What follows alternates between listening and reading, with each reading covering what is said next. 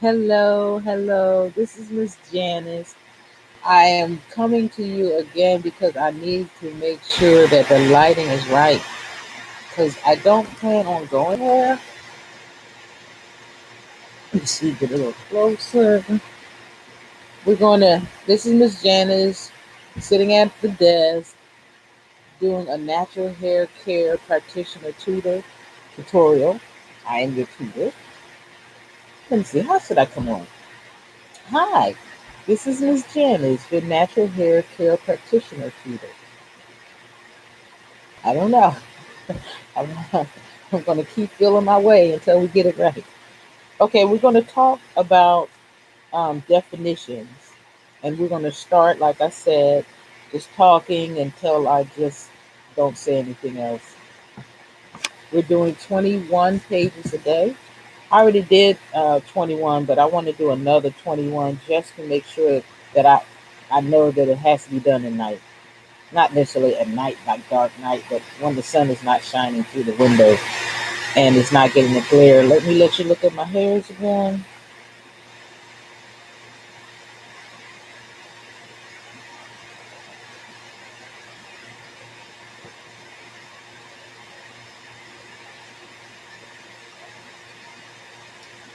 This is the first day after I put the very loose bands in it, rubber bands, because I'm in the locks and I'm doing these different techniques to see how they get done.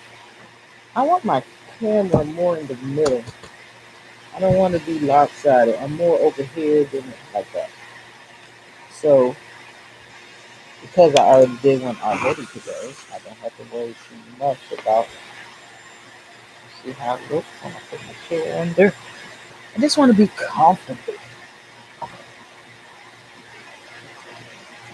Let's get a smaller chair. Okay, got that. That's wait, is that more in the middle? That looks more in the middle. And you start putting stuff on it. Okay, put my tools here, which is my comb, a real tool. My thread, I want to start working with this thread to make my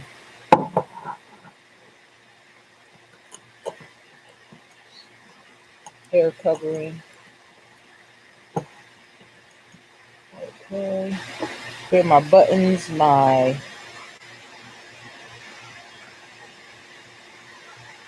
hold on.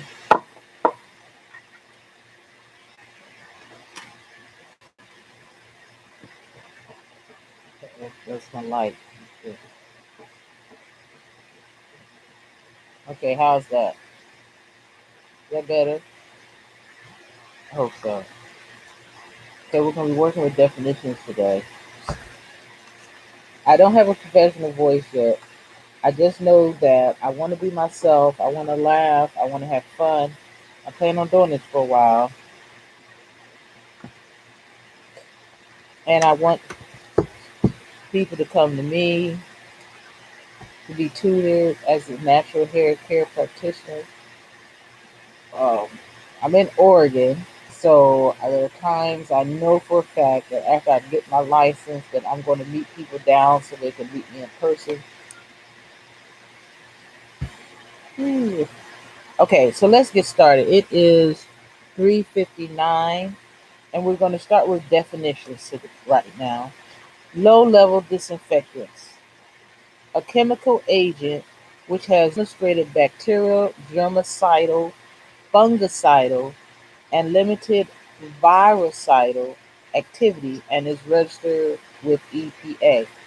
And I believe you better look that up. I think it's Environmental Agency, Protection Agency. Environmental Protection Agency. A dis- the first one was disinfectant. A high level disinfectant is a chemical agent which has demonstrated tuberculosidal tuberculosidal activity and is registered with the Tuberculo is tuberculocidal.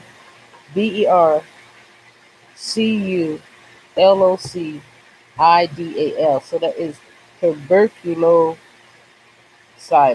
Instead of tuberculosis, tuberculocidal activity.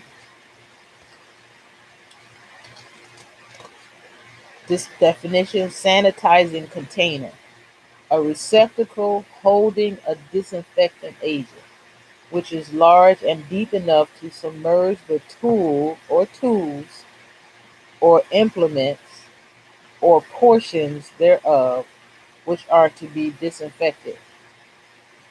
That's one of the reasons why I want to be a independent practitioner, because I figure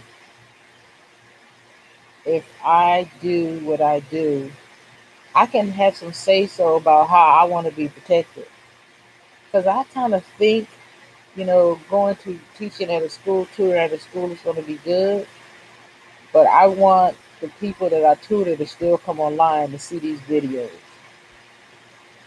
And so that when I see them, like during the week or next week, for example, we can be talking about the disinfectants, but then when we get to the classroom itself or to the school itself, I can ask questions regarding disinfectant, and it could be more. I can play with this. I could be like, let's do hide and go seek.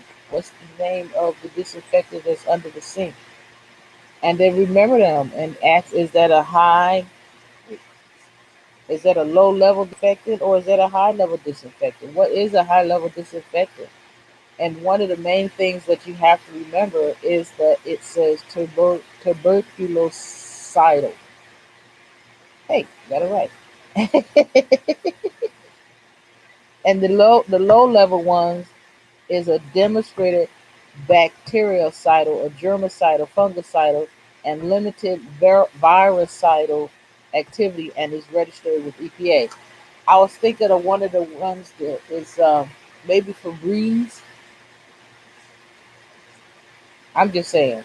Bleach. I'm just saying. Okay, definition: sanitizing container. It's a receptacle holding a disinfectant agent that has to be deep enough. It don't have to be this deep, but it has to be at least this deep. I know, because if your brushes is this deep, or if uh, you're not supposed to use scissors. But if you're going to cut the synthetic hair, you can use scissors to trim the synthetic hair. But you're not supposed to use scissors on natural hair.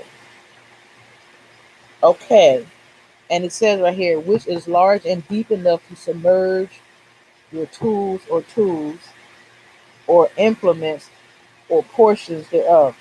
And so let's say, for example, this is the brush, and it comes in contact. This part comes in contact with the person's hair. So if you're doing it in a jar or something that's this tall, I mean this round and this deep, you can submerge the. So that would be a sanitizing container. And it says, or portions of which are to be disinfected. So as you can put a portion of the tool, the part that gets into the hair or the. So we got to learn what's some low and some high exactly, not just for what I'm saying.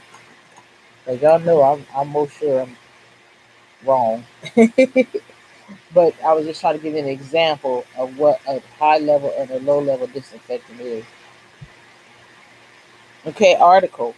Items which complement services including, but not limited to, neck straps, towels or linens, and clothes or cloth or plastic case.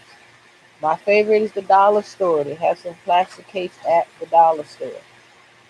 I'm just saying. Because you're starting off. It's not like you're already in this, you're doing it, you're getting paid already. So once you start getting paid, then you start managing the money. I might just have some money management classes. Okay, tools and implements. Portable articles and instruments. That's one of the reasons, not portable articles and instruments, not that. But that's one of the reasons why I would like to be a distributor. of the J Hook, a distributor of uh, hair lock jewelry. Here's the other one. These are the two that I like to wear. Let me see. Hold on. How you do that? Yeah. Well, y'all know what I mean.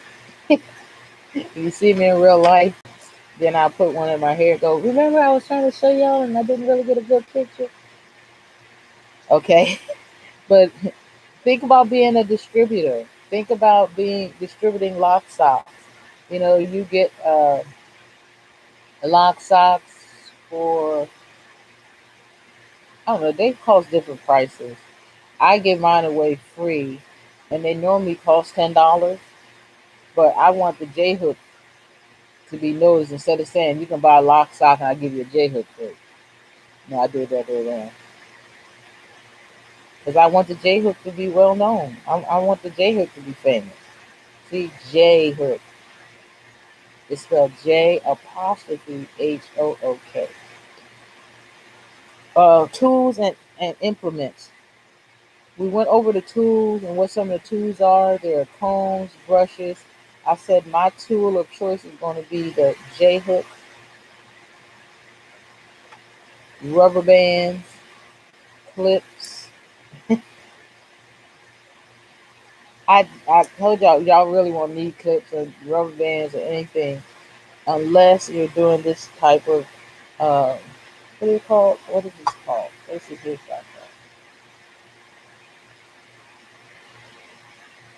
Protective style. Mhm. Soiled, an article that has been used and has not been cleaned or disinfected before use on the next client. It can look as cute as all get out, but it says it's soiled. And remember, we're doing the part of the module where it talks about the laws, the rules, and the regulations of the Oregon Health, the people that wrote the book, the manual. We're doing their laws and their rules. So if they say it's soiled, it's soiled.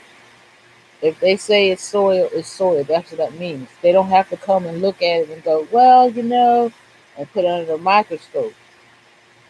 If it has not been cleaned and use it on someone else, even if it has not been cleaned and used on yourself, it's still soiled. And what it means is dirty, and you are supposed to wash it before you use it on another client. It doesn't have to look clean. It doesn't have to look dirty to be soiled. It does not have to look dirty to be soiled. It's soiled or considered soiled when you used it, did not wash it, and now I'm going to use it again on another client. It's soiled. It's dirty. Okay, definitions. Hazardous. An unplanned, uncontrolled reaction which could present a hazard to practitioners or clients by explosion, fire, release of toxic gases, or by products or physical or chemical burns. This is like hazardous. Excuse me, there are such things as hazardous materials. And they have this X on it. I think it's a red X with a fist and then a little head. That's the symbol for hazardous. I think. I don't know if it's red or yellow or green or black or blue. I just remember the little hands like this, which means no, and the head sticking above it. It looks like a skull. A skeleton head.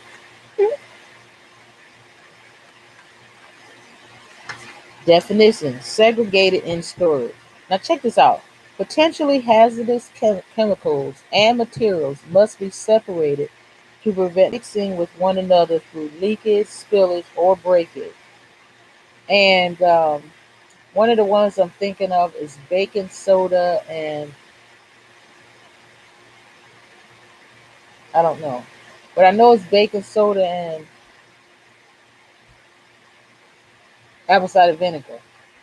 If you put baking soda and apple cider vinegar in the same container, it's not hazardous, but I'm talking about the reaction when it spills and gets together. No, it's not hazardous. But and when you put it together, the baking soda goes. Whoosh. I mean, it just looks like it's going to explode and jump out the container all in one, out of the sink, anything. So, what they're saying is don't, like, if you have bleach and you have Ajax, and because it says leakage, preventing mixing with one another through leakage, spillage, or breakage by an adequate distance or through the use of physical barriers such as partitions or separate shelving arrangements. I like the separate shelving arrangement, and I like putting the same those types of whatever you call it. What is it called? The chemicals. Putting all the chemicals in plastic containers. So you got the separate shelves, and you got plastic containers. So if anything spilled, it's the same thing, and then it won't come off of the shelf and spill down to the next shelf unless the plastic container has a hole in it. Yes, you're right. Anyway, I like this one better, but it's still dark. It's not as dark, but it's dark on that side over there. This side. See how this side of the face? See, it's dark over there. And it's dark right there. I think I'll stay here. Maybe I just don't know. No and no. I think I'll leave it the way it was. Okay. Facility standards. Now, I like this part because they talked earlier regarding the different types of license and certificates that a practitioner can get after they become. No, yeah. What you can get after you take your practitioner's test. And then they said you can work in a facility as an employee. And all licensed facilities must comply with all applicable administrative rules and regulations. Earlier, they called them laws and regulations um, of the board and other state agencies regarding health, safety, and infection control standards. A facility license holder must allow the agency's representative to inspect the facility or conduct any investigation.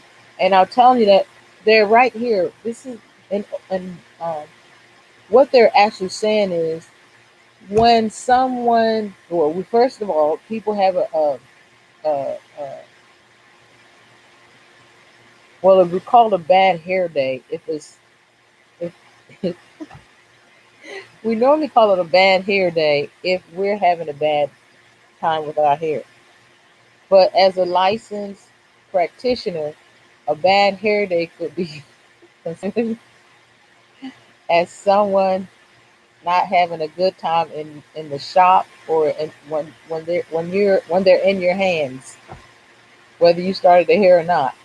That would be considered a bad hair day. They had a bad day with the experience that they endured or shared with you. So you don't want them to have a bad hair day because they're going to tell. And then after they find out who to tell, they're going to tell.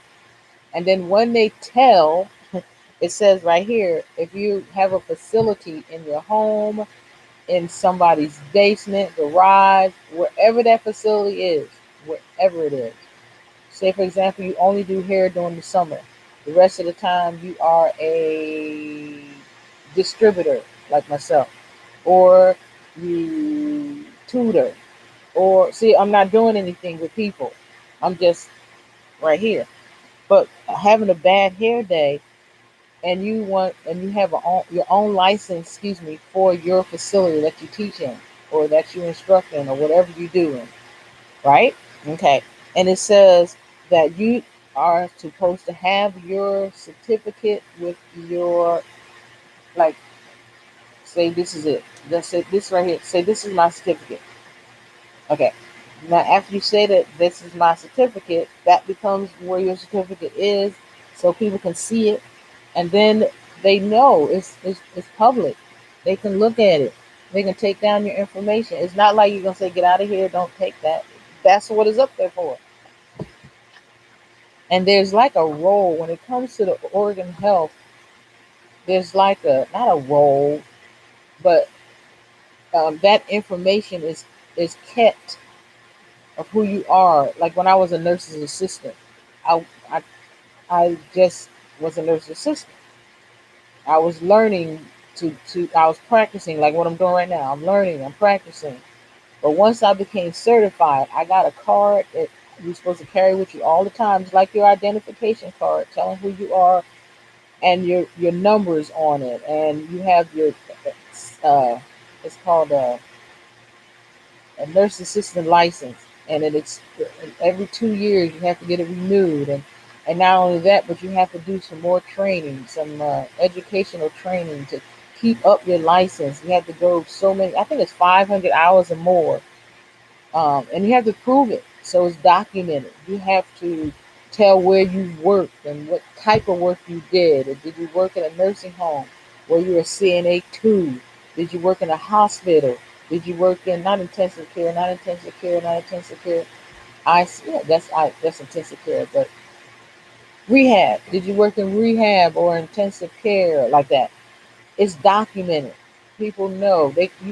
It's not like you say, "Well, yeah, I did. I worked 300 hours," and don't have a paycheck or no financial statement or anything to show that you worked. You have to literally have documentation that you worked in a certain uh, area to have your certificate renewed instead of having to continually take the test. Because once you allow your certificate to expire, remember it's 2 years after. 2 years after you receive your, I'm not gonna do it, but it's the certificate that you get after you text Miss Janice 505-695-2647, and then we get to talking, or you're on here. Miss Janice, I thank you for teaching us. Thank you for tutoring. Um, Here is my phone number. Can I call you, or what do I have to do to get that certificate? How do you get the $75? Is it a check? Is it a money order? Do I meet you at church? You have to make sure that you play your part. I'm doing my part by the tutoring, and I'm serious. I'm hoping to get somebody on. Oh, I thought. Oh, I did notice that somebody watched the video. It just didn't say who. It'll say 2 views or like that, but nobody is linking. Nobody is subscribing. So far, it doesn't see. I don't see. I don't see. I don't see even. I don't even see where you can link or subscribe. All I see is that you can chat, you can participate. I guess. Oh, I know. It wouldn't be on here. Follow would not be on here. Follow is after I stop the video and then it uploads to YouTube. Period. Okay, so let's get back to work. Facility standards. All licensed facilities must comply with all the applicable administrative rules and regulations of the board and other state agencies regarding safety, health, and infection control standards. And that's what the definition is about. Infection control, um, tell you the chemicals to use, tell you the receptacles to use, and what receptacles are. A facility license holder must allow the agency's representative to inspect the facility or conduct an investigation. That's the part that I keep getting to, and I keep stopping it. I'm not gonna stop this time. Facility standards. This is like the regular. This is not above and beyond. This is like the regular, the norm. But there are above and beyond facilities that are like, did you? Oh, I would love to work there. I would just love, like I was telling you about tutoring. I would love to tutor at this at it's an Asian beauty school. It's on 82nd. I would love to tutor there just to get the opportunity to show them how to work on our hair and vice versa. Because I want to work on all nationalities. all races, all creeds, all sexual orientation, all. I want to do it all. Okay, and then it says the cleanliness and sanitary conditions of any shared or common area is a license in a licensed facility is the responsibility of each licensee or registration holder. Now check this out. That means that if you work in a facility, I don't care who it's owned by, you are responsible to make sure it's clean. You are you. It says it right here.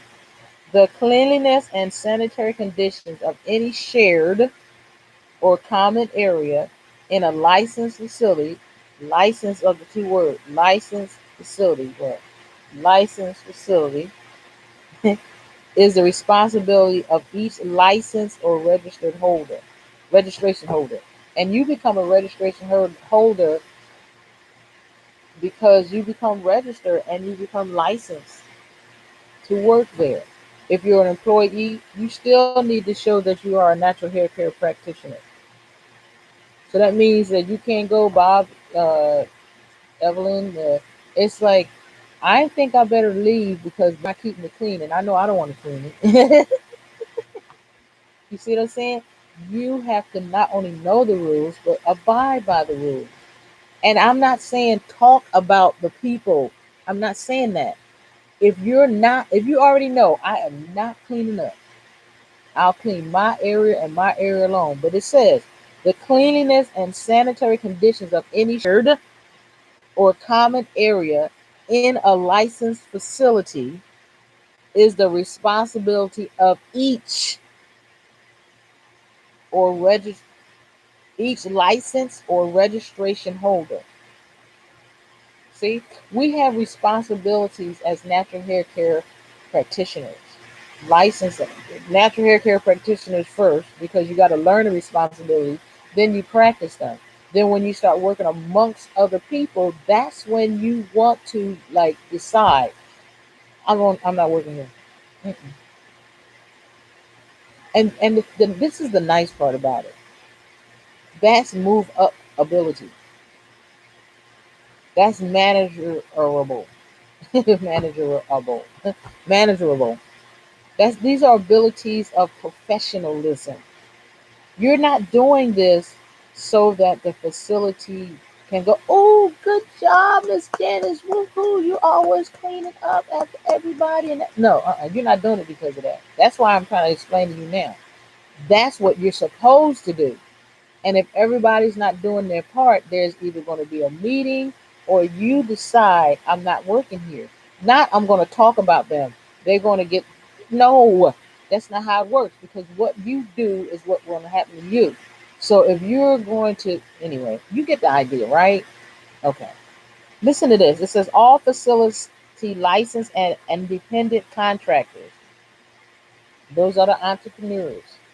So if you want to be an entrepreneur and you want to work in other areas, then start somewhere. Okay, start somewhere. You start off doing natural hair care. This is really good. I like doing that. And how do I get my fingernail license? That's not what it's called. How do I get my license to do hands? How do I get my license to do facials? How do I get my license to perm hair? I mean, is it a separate license, or do I have to go to school to perm the hair, the barber the hair? You see what I'm saying? Once you start somewhere and see how easy it is, then you start adding to the natural hair care practitioner part. That's what happens. When I was a nurse's assistant, I was like, this is nice. I like working in the facility. I don't want to keep lifting people, cleaning, and I don't want to do this, but I like working in this type of an environment. Let me do something easier. I'll become a med aide. Now you're still working in the same place. You're still doing the same amount of, not amount of writing, but you're still writing in the same book. Not the same book. What is it called?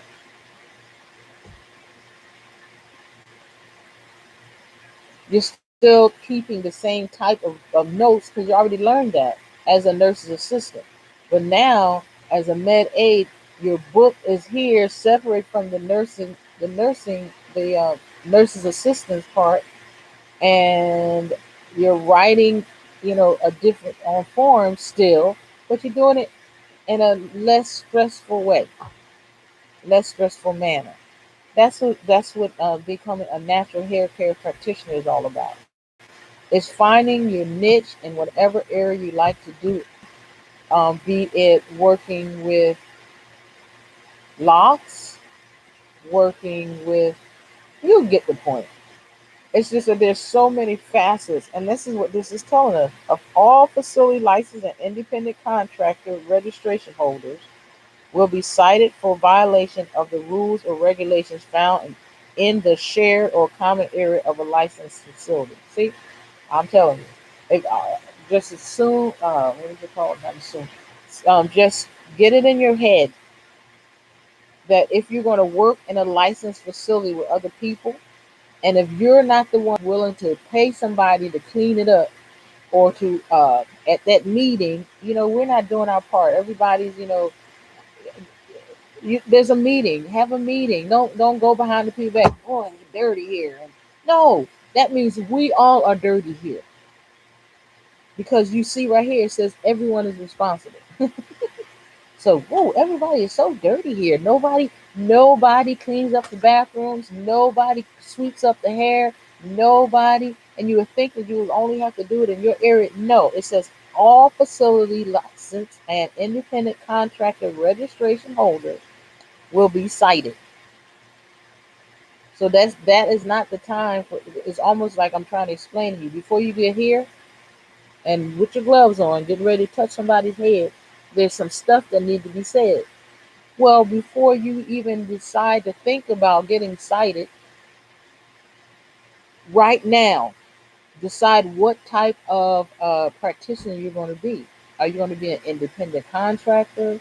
Are you going to see? Because as an independent contractor, you're going somewhere else, somebody else's house. You carrying your license with you. You, you understand? You know what you're going to expect and what's expected. Tell them, like, I'm taking my test, or I just got finished taking my test, and can I ask you a couple of questions before I come over to do your hair?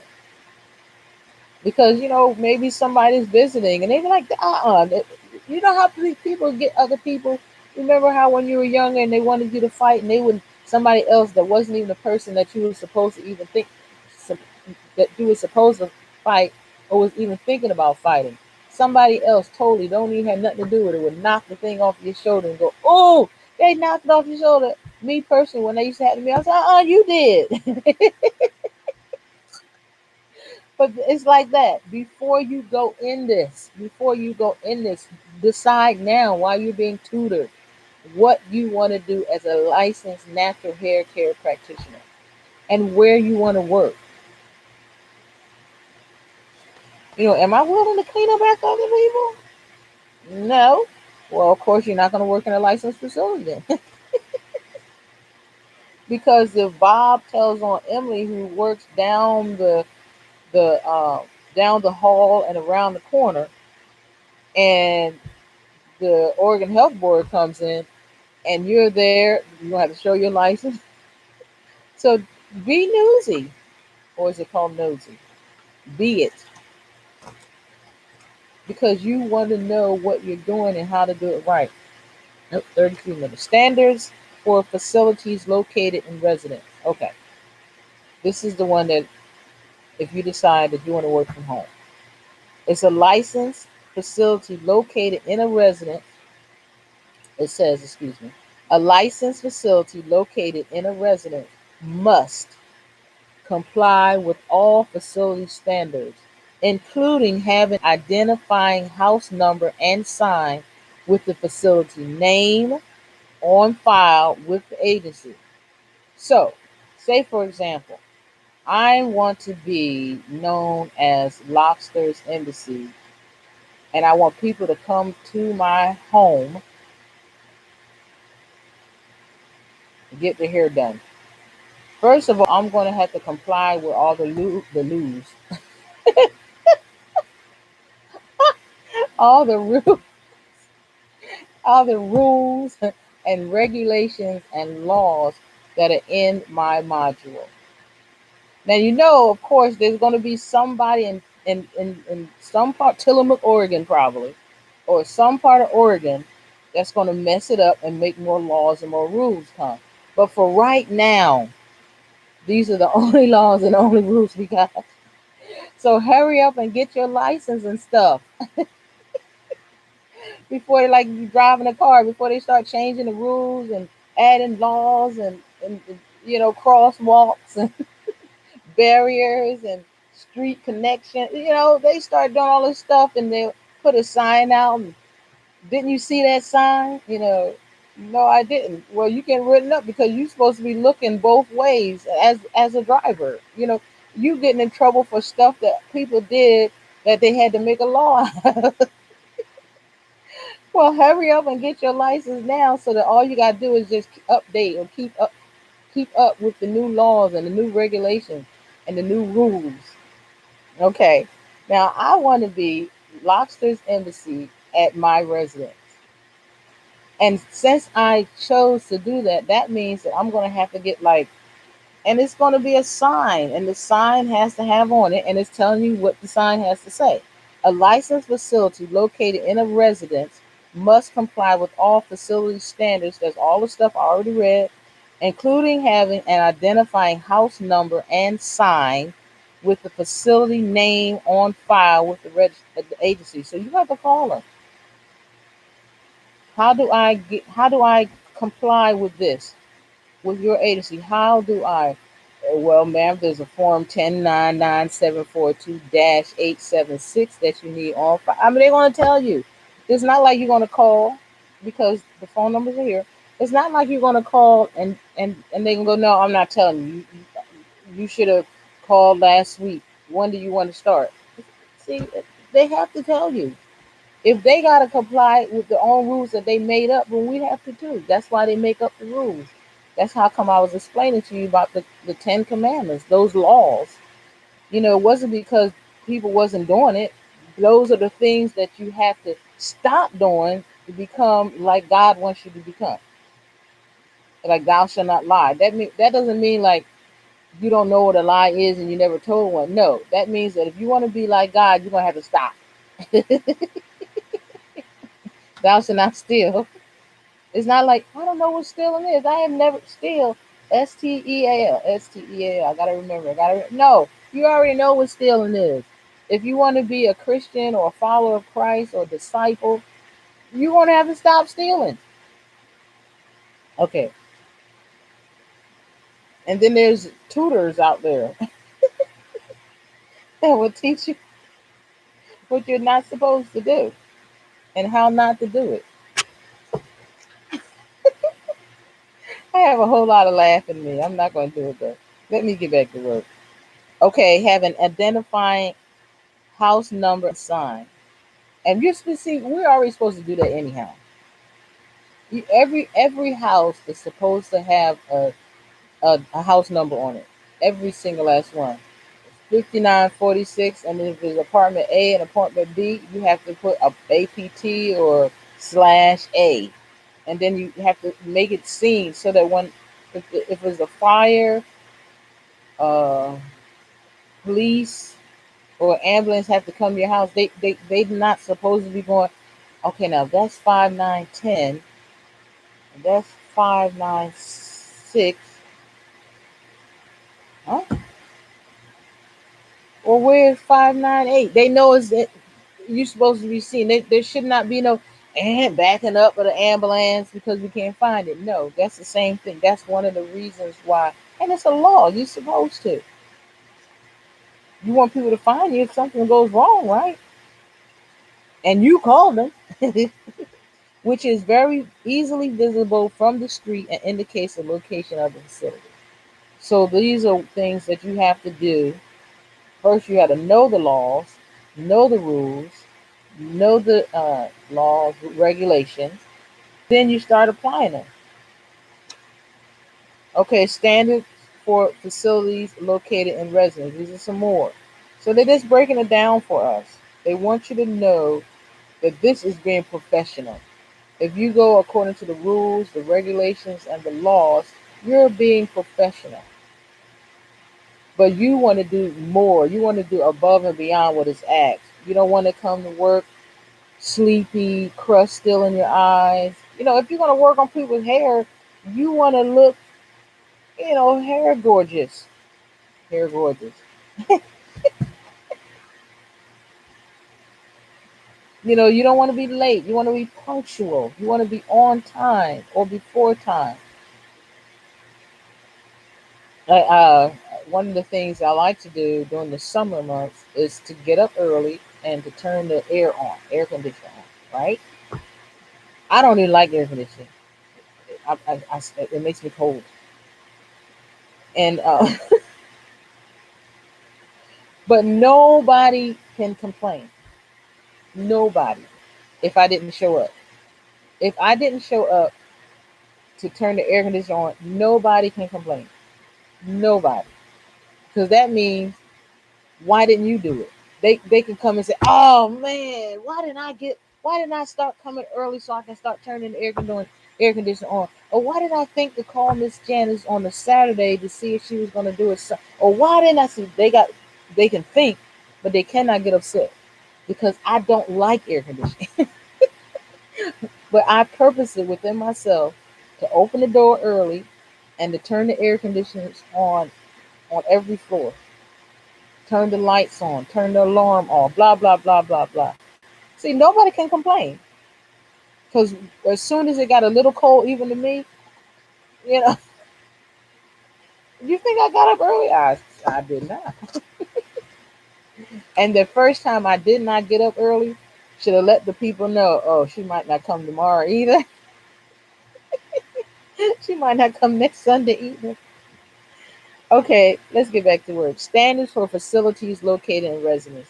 Okay, now listen to this. There's a living area and there's a shop area. We'll call it a shop for just this scenario. The living area of the residence must be separated from the shop, even though it's called licensed facility, by solid walls. So if this, and it is, if this is my living area, this building that I'm in right now, and I wanted my kitchen to be my licensed area, people would not come through my front door. They wouldn't, because I don't want my front door to be open to clients. I will want my side door to be open to clients because I'm trying to distinguish from my living area to my licensed facility. And it says that the licensed facility must have a license. And it says that a licensed facility must have their name visible to be seen. So for me, I would have to put the name of my facility, Lobster's Embassy, on that door for the clients with the address, and on that door for the police, fire, and ambulance with the address. Now you're getting it? Because listen to what it says. It says by solid walls extending from floor to ceiling. It cannot be an open area. It could be, for me personally, I would love if I had a garage. I would love for my business to be in my garage because on the front it would say garage and back. It would have the name, it would have the address, and then it would have an arrow saying garage and back. Letting everyone know that they're not coming through the house. They have to go through the back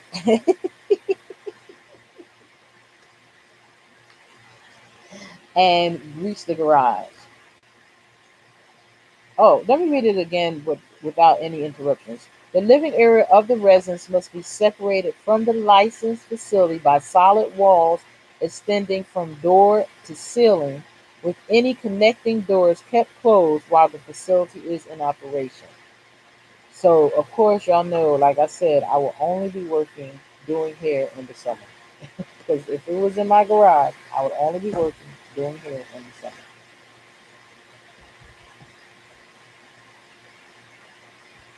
Okay, water supply requirements and standards. Licensed facilities must have an adequate supply of both hot and cold running water and wash basins on the facility premises. Why would you think that? So that people can wash their hands. You have to be able to wash your hands. Practitioners, that's me.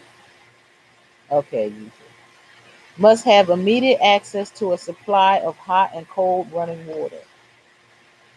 Washing accommodations must be maintained in a clean and sanitary condition.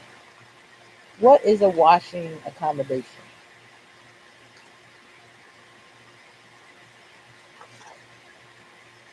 If you said bathroom, I'm giving you two thumbs up.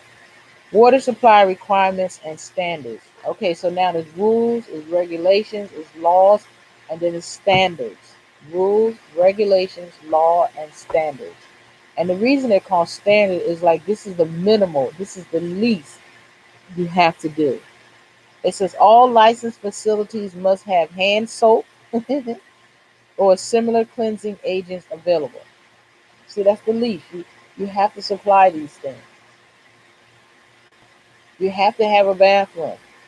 Because you know how sometimes when you're doing hair, it takes a while. And the bathroom has to be kept clean. There should be no um, spider webs under the sink. You know, it has to be kept clean. It has to be. Water supply. All licensed water supply requirements and standards. And you can tell, like I'm telling you about the Ten Commandments, it's like there have already been facilities that did not comply with this rule. That's how come it. That's how. That's one way you. Hmm, that's a reason why it is a rule. It is a standard. It is a requirement because some people was doing this, and that's why I'm trying to explain to you. Get in on this now because of these little bit of rules. 147 pages. That's how big the module is now. And it look at the words, okay? So they're big, but it's probably going to start being like first aid and CPR classes where you have to literally go somewhere and get your certificate that day and do the whole book and everything. There's no test. You just got to get it that day. And you notice that this is not hard. It's like that type of a test. It's not, this is not the test that you fail because you're already doing it. But if you're doing it with your house, with your kids, and the commode breaks, so what? You have to fix it, you know. But as a profession, they've made some standards, some rules, some laws, some regulations, just just so that you can become professional, and proficient at doing this, at being that licensed natural hair care practitioner.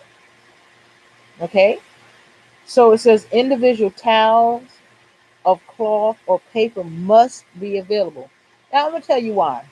Did you ever go over to somebody's house and you didn't see any paper towels in the bathroom, but you did see a towel? Did you just wash your hands and just, or did you use the towel? That should not be so. I remember when I used to go to a young lady's house, and I do it now, and my mom does. My mom does it, so I use my mom. When you go over to my mom's house, she has hand towel, and when you go over, a lot of times now it's totally different. Now it's paper towel holder. It's hand towels. It's like that. It's towels. You can use either one. It's, it's almost like what this is saying.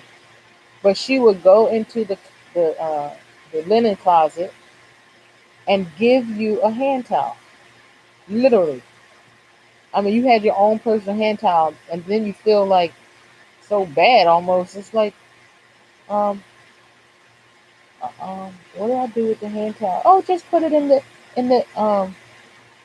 on the counter. I'll get it when I you know. It was like all I did was, and you try to figure out this is for me. Like, do I take it home? Because she literally would open up the linen closet and bring you out your own purse, and then somebody else would go in and to get another towel. I'm like, okay, this is cool.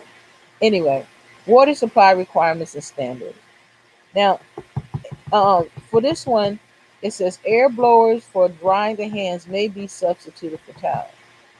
And I remember when the hand blowing in the like at the mall or something like that, the air blowing dry hand thing.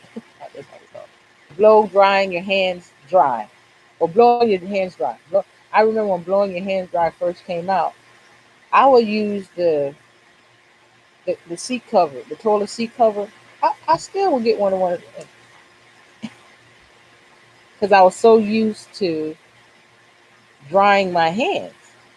But now it's like, oh, if you rub them together, your hands actually get dry. So I appreciate it. I appreciate every nuance of living life in the 2018s.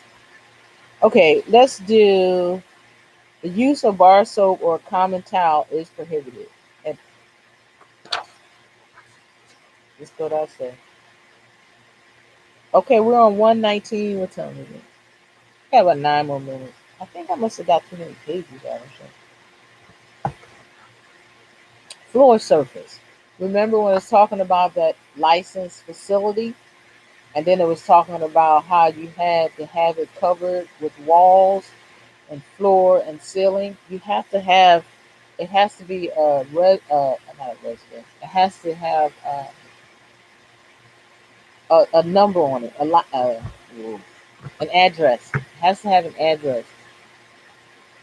So as I'm thinking about it now, oh yeah, I did say it. I said the address to the house, the name of the establishment, and then garage in the back. See? But all that was on my advertisement on the outside of the building. It says floor surface. Floor surfaces in the working area of a licensed facility must be of a cleanable, non-absorbent material and must be kept clean, orderly, and in good repair. Hmm. So, what's in that place? A garage doesn't seem like it's gonna work because garage floors, unless it's painted,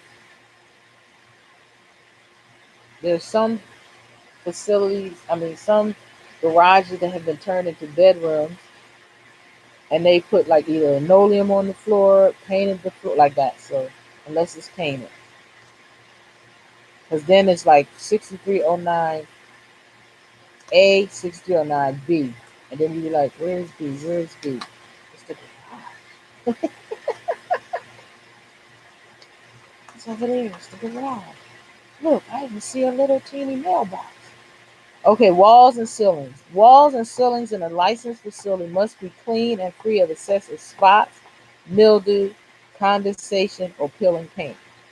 And the reason I said about the floor and the no spider web is because the areas in your facility need to be clean. They need to be clean. Because you know how some people are afraid of spiders, right? And even though I'm telling you, if you're not going to clean the place, don't, because somebody's going to tell. Somebody's going to advertise you. I put it that way. That's how we get known.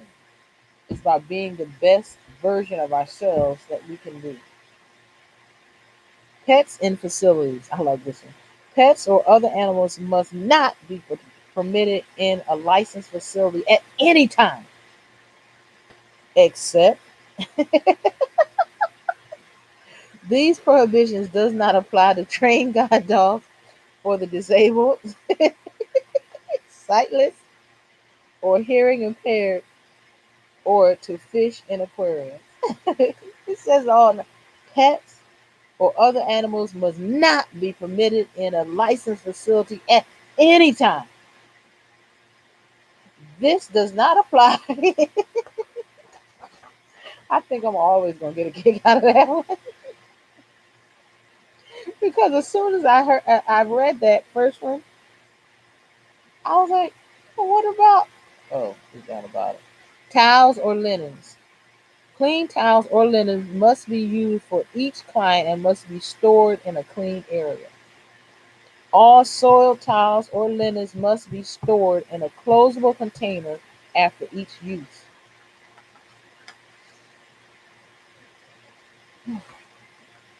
I am not liking this dark side right here.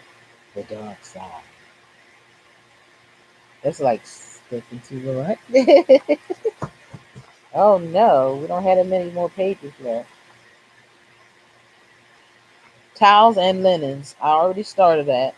And now it tells you about what you're supposed to have. And then it says what you're supposed to do. And then it says, so let's read and then it says, used towels must be laundered either by regular commercial laundering or by a non commercial laundering process, which includes use of commercial laundry detergent manufactured for the purpose of cleaning clothes, linens, or other washable fabric, and immersion in hot water during the hot water wash or rinse operation. Now,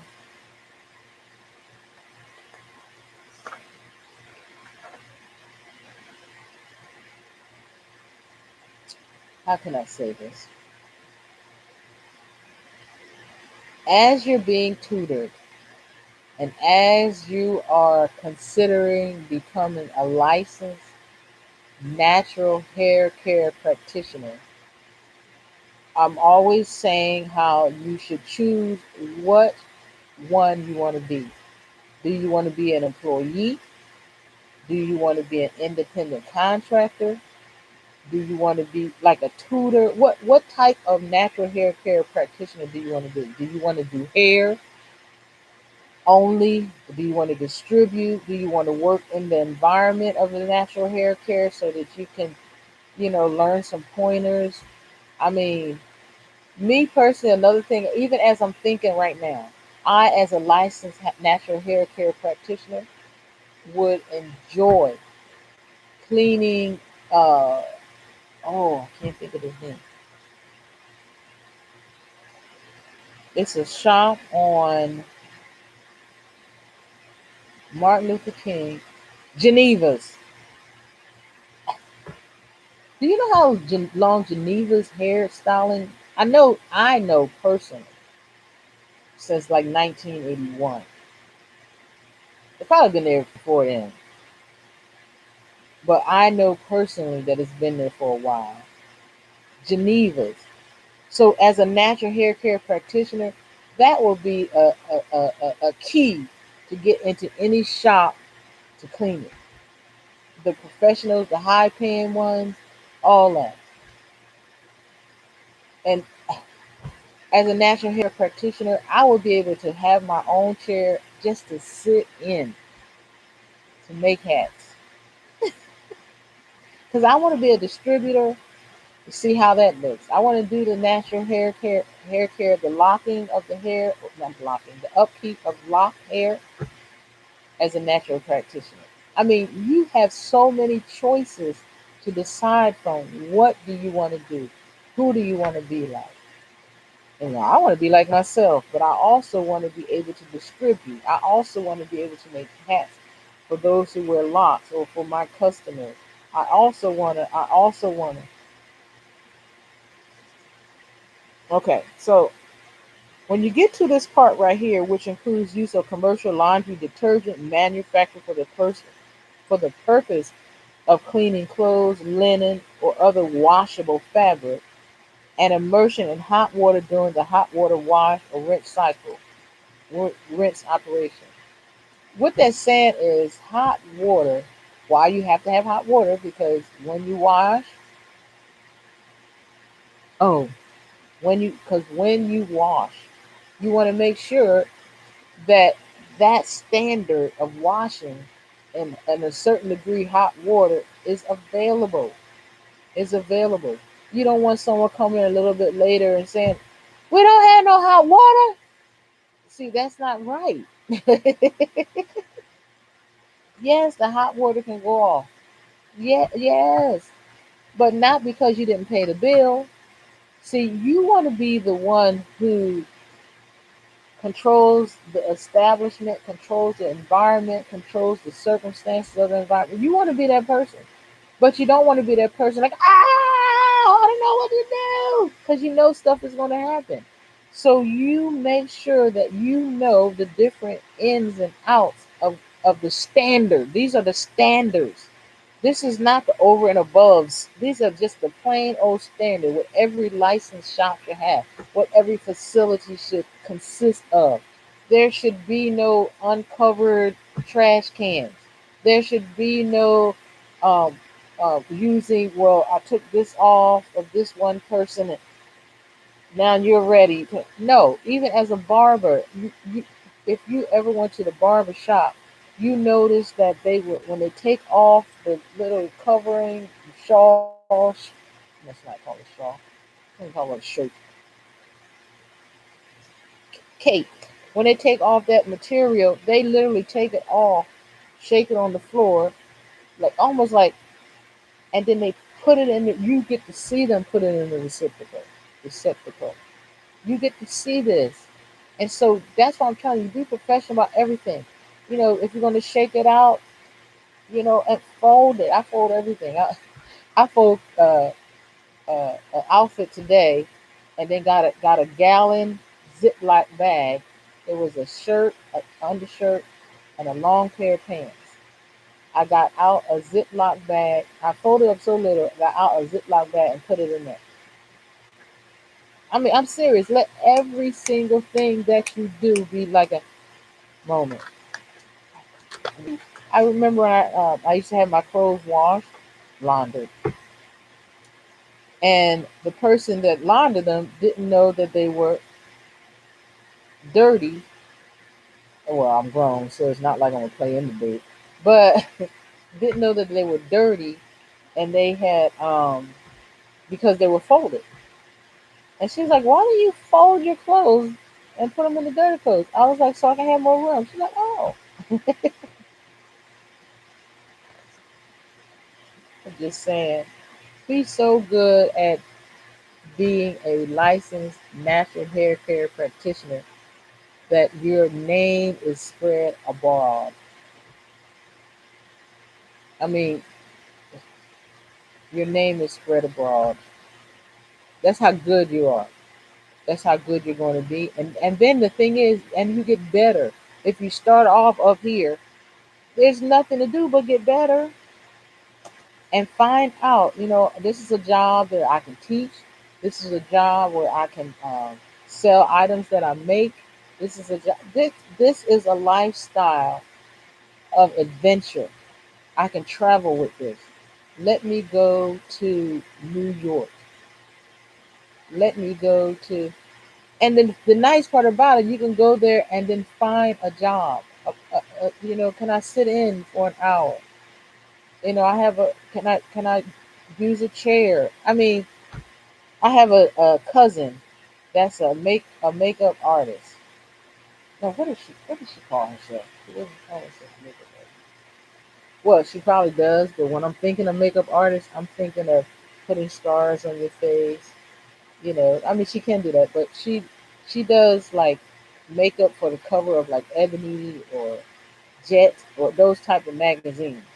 And she lives in Philadelphia, and she's licensed to work in like New Jersey, Philadelphia, and I think Pittsburgh. I know New Jersey and Philadelphia. And it's like, "Are you famous yet?" She says no. I said, "Well, don't worry, you're going to be." I was like, "Why don't you take Do they have anything where you can teach what you do? And so she set it up to where she got her license to teach what she does. I mean, stuff like that. You grow at what you're doing. Just plan to grow. I'm telling you, this is like the grassroots of natural hair care practitioner or being a natural hair care practitioner. Really, this is the grand root. You heard the first page. What this first page is saying in English, it says during the 2013 legislative session, House Bill 3409 passed, creating natural hair care as a field of practice under the Board of Cosmetology. Where was it before? This started in 2013, which is 5 years ago. See, this is the ground floor of being a licensed natural hair care practitioner. You want to get on the ground floor of anything. One reason is because you can add stuff. Because it says right here, during the 2013 legislative session, House Bill 3409, the way to think of that is you 34, right? 09 could be an address. But it says 2010, that's 5 years ago. Let's say it started in November. It's only 4 years, almost 5 years. See, this is ground floor. And then what happened was, I'm most sure, however laws are made, but there was probably like 30 black women. I don't know if they're black. I'm just saying it because I am. But there were probably like 30 women to do natural hair. And we've been doing natural hair since we was 10. We've been doing natural hair since we were 12. Or I started doing natural hair when my little sister was born. I was 14 and she was, 4. And so I got to practice on her head when I was 14 because this girl in my classroom said, "You can do it." You see what I'm saying? We've been doing our own hair.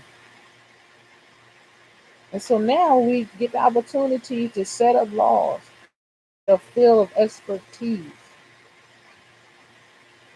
And you get to do it. You get to put your name on that as somebody who did something, who started something. She's like Miss Janet used to go online and just talk to Brooke about natural hair care. And she's online just teaching you and talking to you and laughing with you and personalizing. And she goes down to the class, to the building once a month. And I told you I'm starting next month, October, going down to Salem. So if nobody gets on, at least I'm going. And then the next time, at least I'll be excited when I get one. And I'll be telling, see, every time I teach this, I get more and more in depth. This is ground floor, you guys. 2013, it just became a law. And they made it so that it's like we have to do this. And you already know up here, once somebody say that we have to do this, there's gonna be somebody that's gonna try to get around and all that kind of stuff. Don't be that one. Be the one that is bettering it. I don't think that's a word yet, but it'll be one day. Bettering, advancing, advancing. Be the one that's going to advance natural hair care uh, practices as a practitioner. Okay, articles in contact with the client. Now, we already learned about the washing of the articles, the taking care of it, not using the same article all week long on different clients because I don't see no dirt. Oh, don't, please, just don't. Articles in contact with the client. To prevent direct contact between a common use hair cloth or cape and the client's skin, there must be a neck strip or towel placed around the collar, around the client's neck, around the collar, around the client's neck. And you know what that looks like, right? They have them, but let me see if I can make one out of this.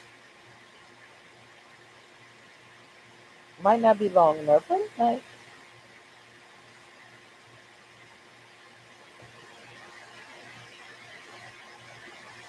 So it looks like a piece of towel or cloth that's long enough to do this, and it go all the way around the neck.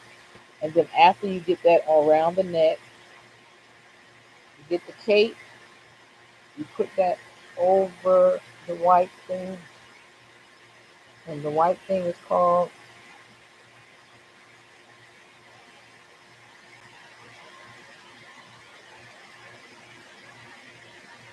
let's see what the white thing is called. Article in contact with a client. Articles in contact with a client. To prevent direct contact between a common use hair cloth or cape and the client's skin, there must be a neck strip or towel placed around the client's neck.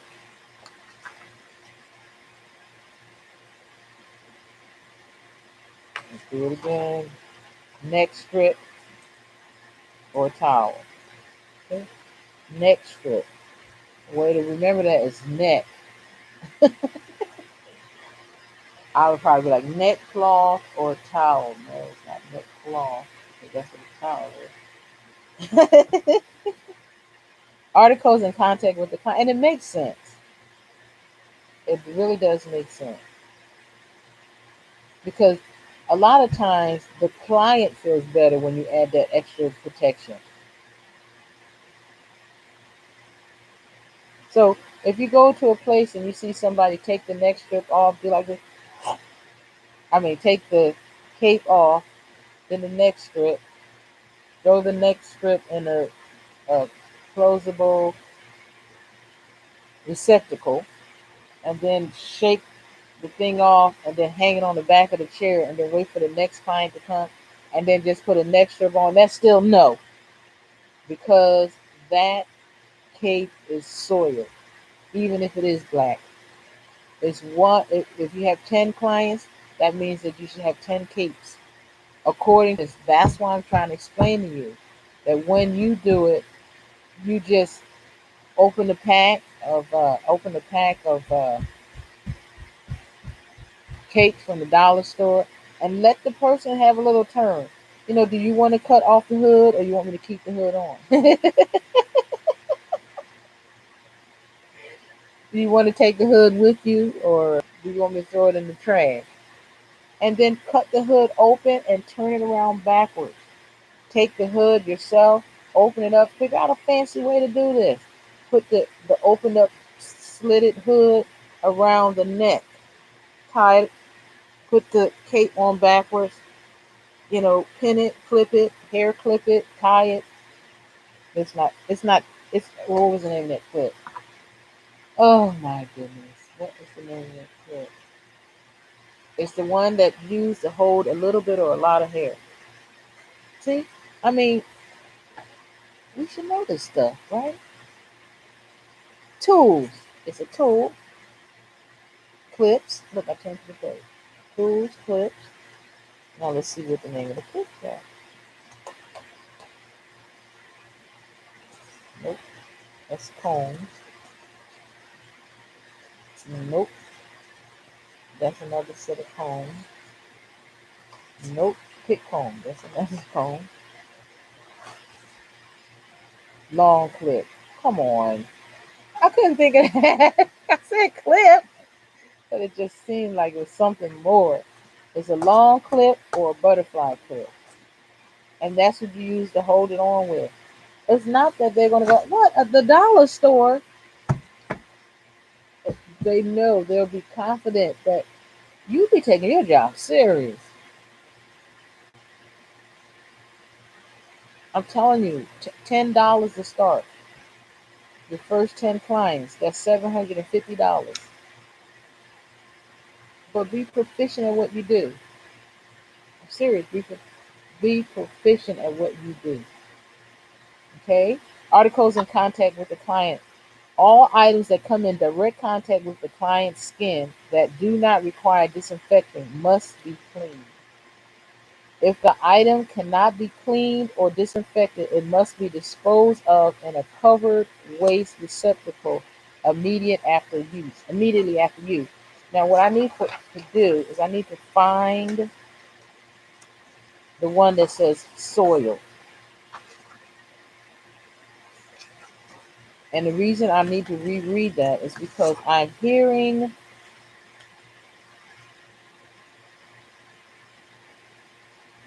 I see towels and linen.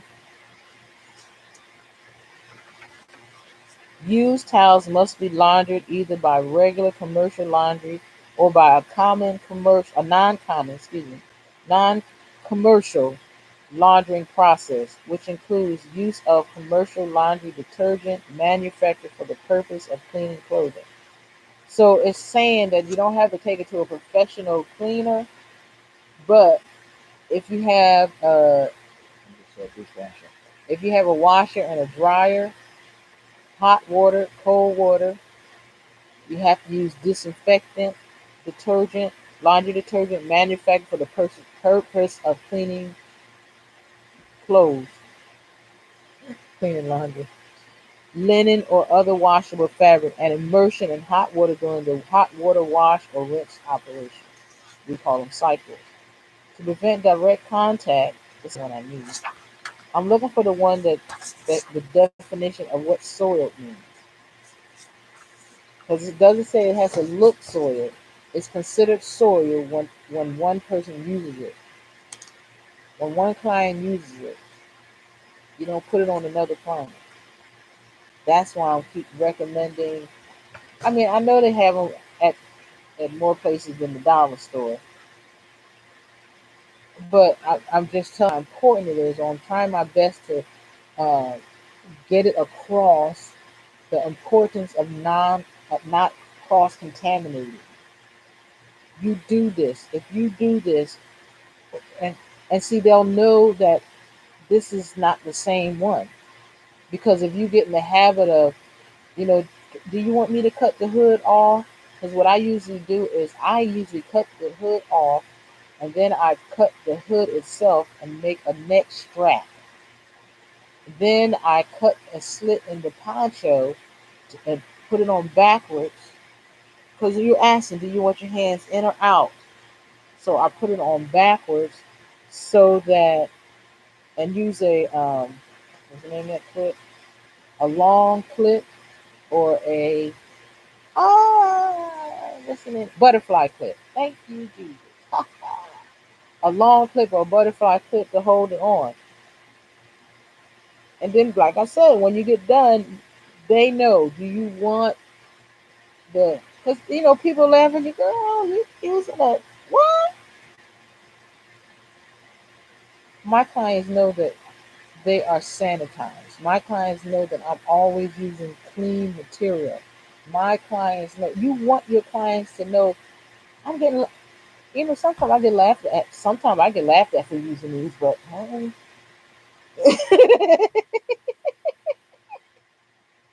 because I protect my clients, and you just get it in them, get it in your clients, so that if there ever is a, a, a walkthrough of the facility because someone says something negative, they can ask your clients.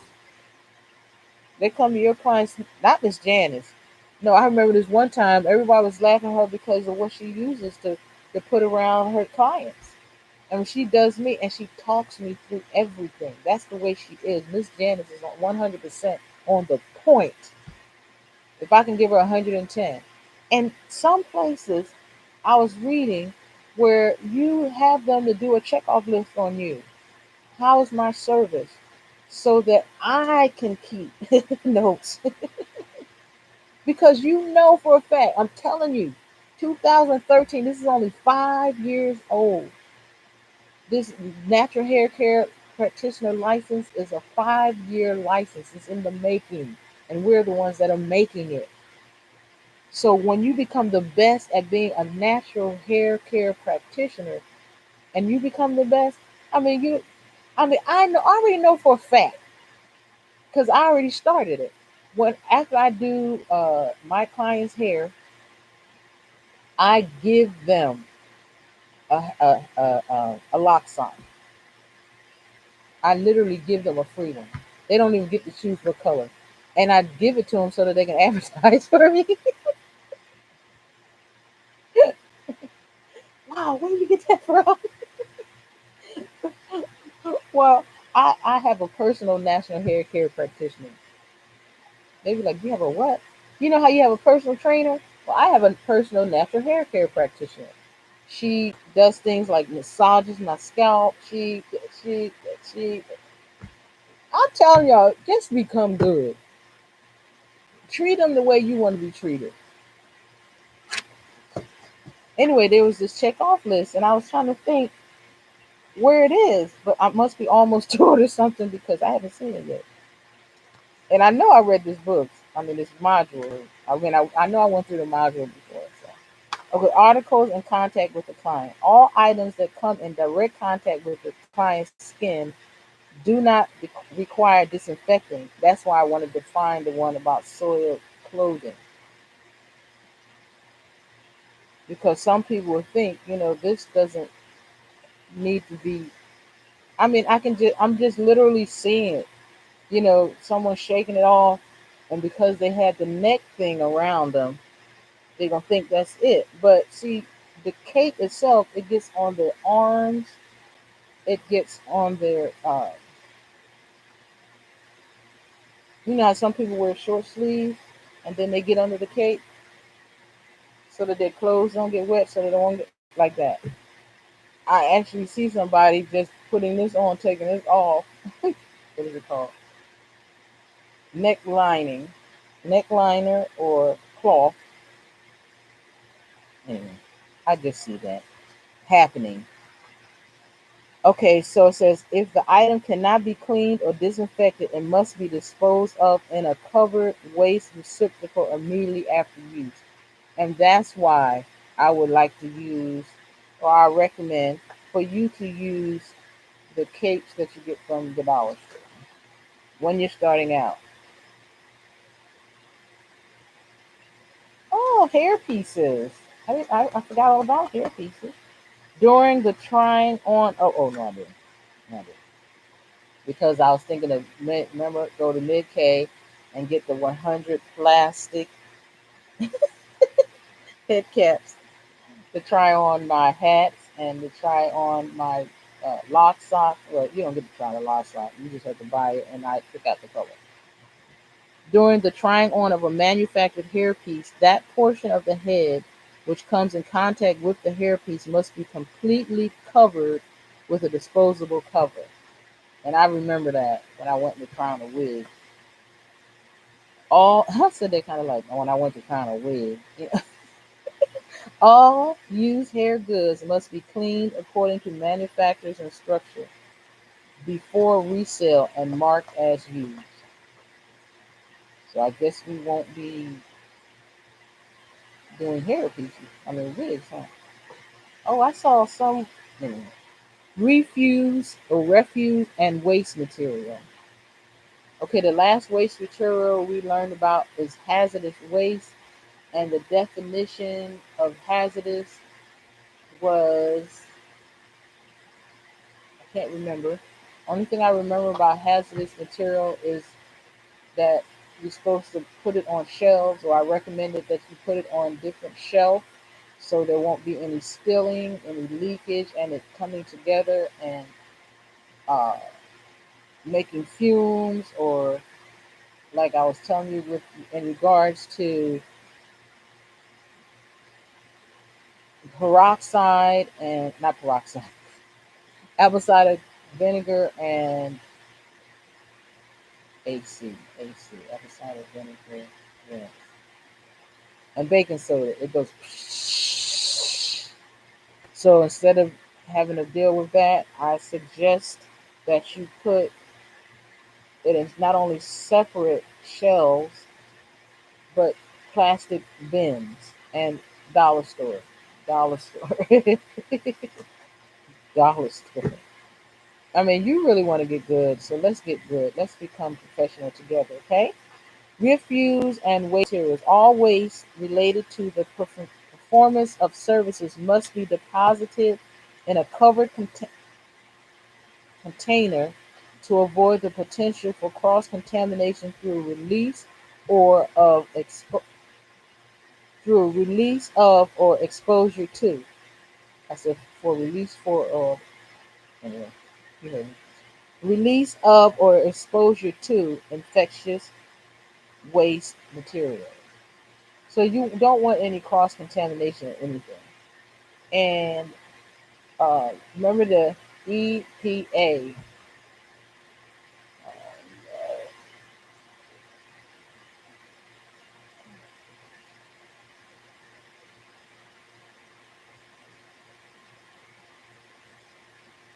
Okay.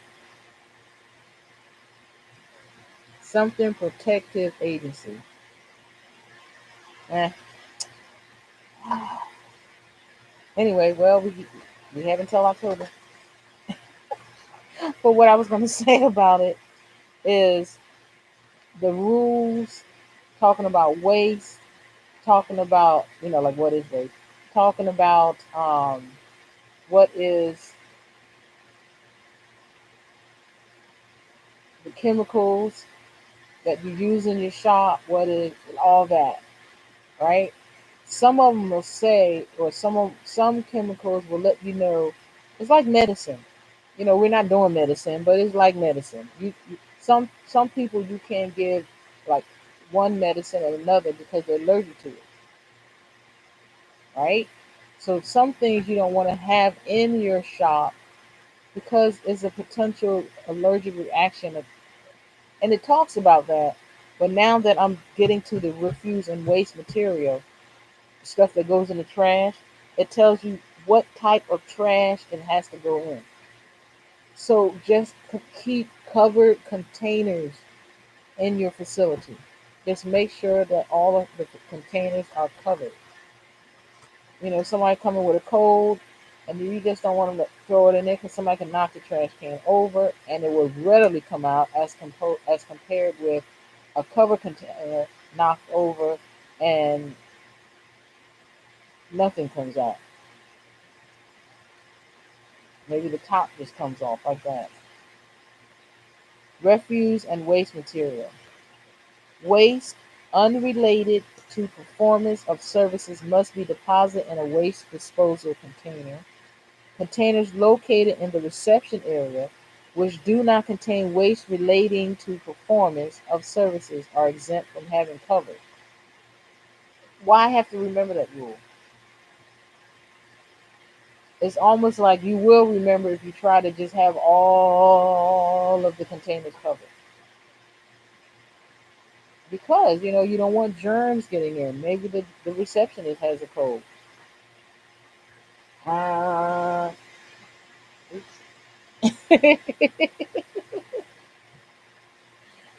I think that's our last one. Oh no.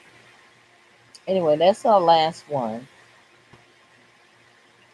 And I was trying to think of a waste that's unrelated to performance of services at a beauty parlor or at your shop or in your place of work.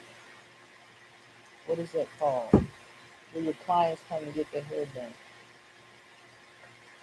I mean, that's not the name, the title of it, but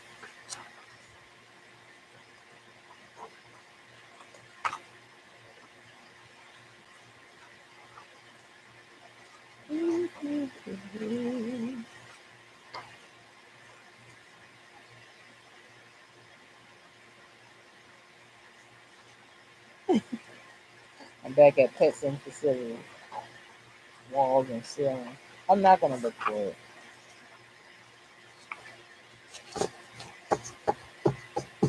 We're at water supply. So when you get to that part in the test, y'all gonna be happy with me. Okay, let's see how many pages. We are at 128. So this is it. These are the last hump. So we'll start over.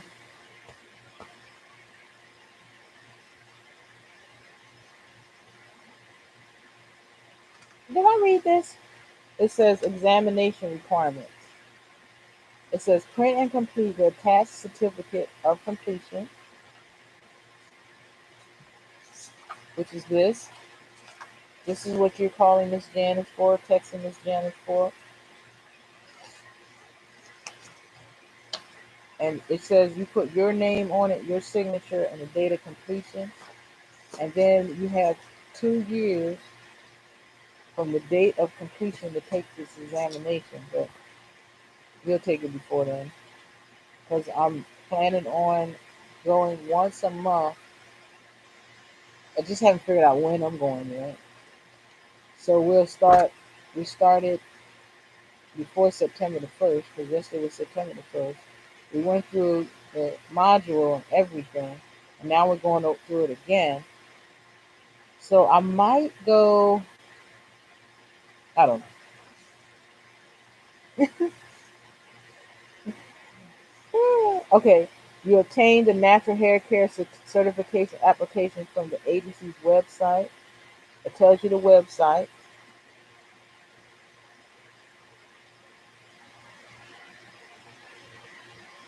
And then provide all the requirements listed on the application checklist in order to sit for the natural hair care written examination.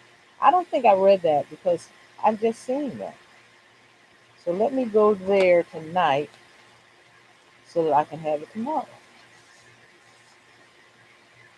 All right, Lobsters, this is Miss Janice saying I'll see you next time, sitting right here. But I'm gonna try to do it when the light is not shining through the window, and I'm also gonna see if I can. Oh, hold on.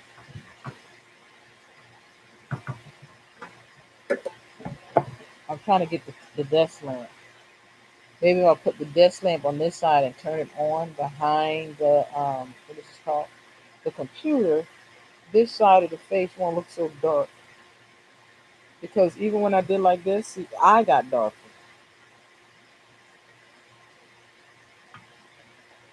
My chair won't come. So I don't know. No, that ain't it because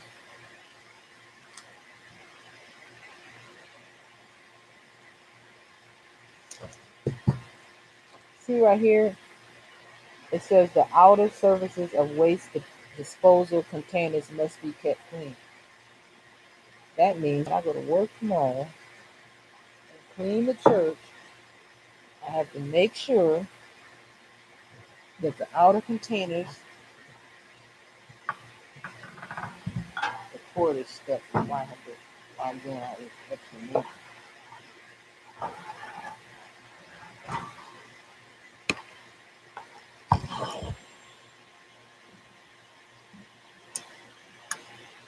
There, there we go. Shine. Okay, don't. But isn't that better? What do you think? I guess. Told you, I'm gonna be a professional.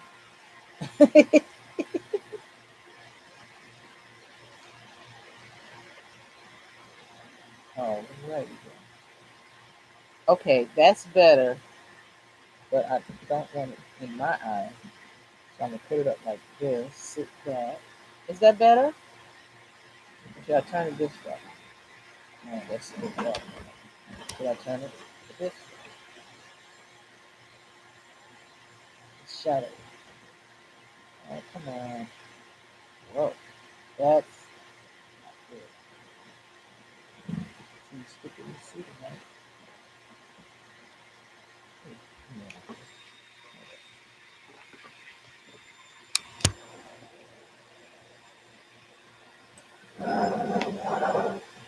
Nope. I think that's it. I don't want it there.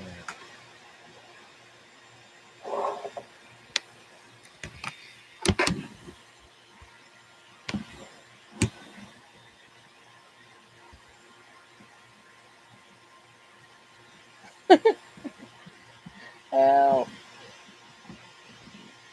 Okay, I put that part up. Top down. I'm gonna turn it that way. I think one of the reasons that I'm gonna come good is because of you guys. And I'm kind of talking soft. No. Hold on. I'm trying to see if I sit forward and then move that out. Okay. I'm just gonna have to look at this and see what I did and then see if I can, if it's okay or better than earlier. Because I mean, this part of my face was lit and it was not good. But I do have that light on over there. So should the light be behind me? Because I used to have this area right here, this area right here where the curtain is. I used to be just a little room. I used to just have the curtain closed and it was really nice. But now I'm trying to think, was the light behind me or in front of me? I think it was behind me. Yeah,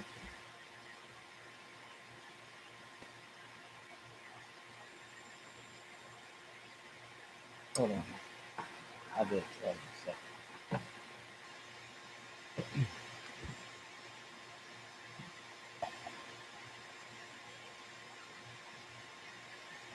It was behind the camera.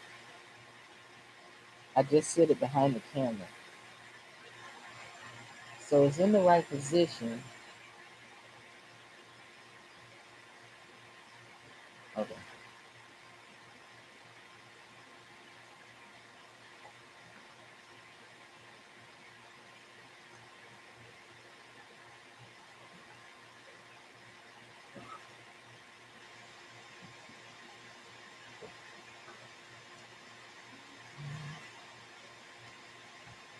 Let's see.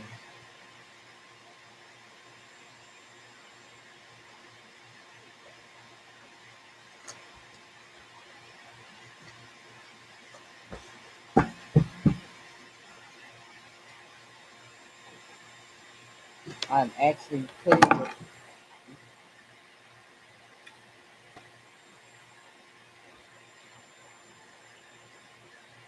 I'm actually going to move the um, computer over this way. See what happens. Hey, thanks for hanging out with me. I wish you were here now so you can say, yeah, that's better.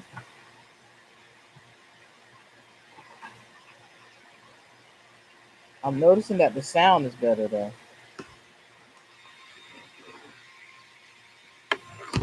Let me turn this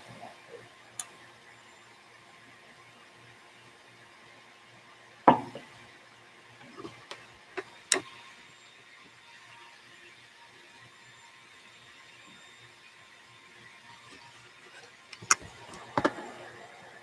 Sorry, I gotta be my only help. All of my help, my help, my help comes from the Lord. All of my help comes from the Lord. Okay, now it's not dark at all. I get to sit either on the tip of my seat or back. Okay, I like it. I'm liking it. I'm liking it.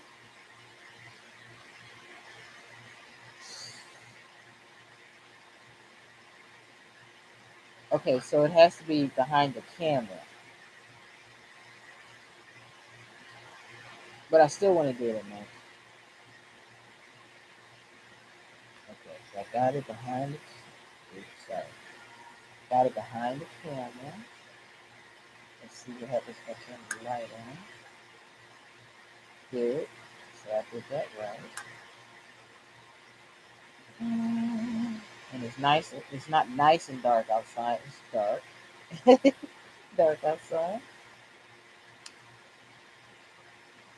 Okay, I'm putting my earpiece and everything over here. Okay, I think I'm done. I think that's gonna be it. I think you saw my hair earlier today. Get a better close up. This is like the first day of the loose um, rubber band. Some of the hairs are,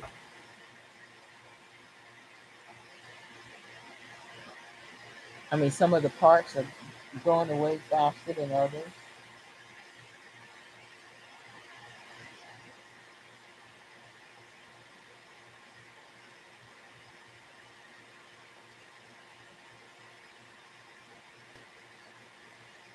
All of my work.